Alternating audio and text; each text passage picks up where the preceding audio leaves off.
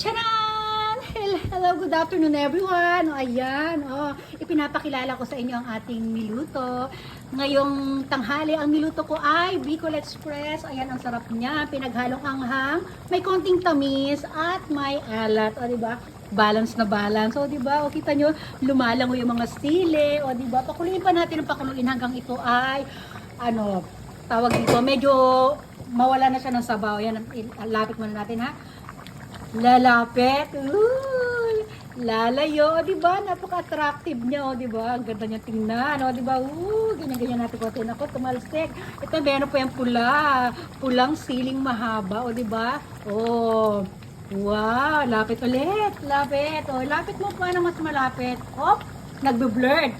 Ilayo natin ngayon. Ilayo-layo, o, diba? Oh, haluin natin ulit siya. Ayan, parang mangkukulam lang, oh.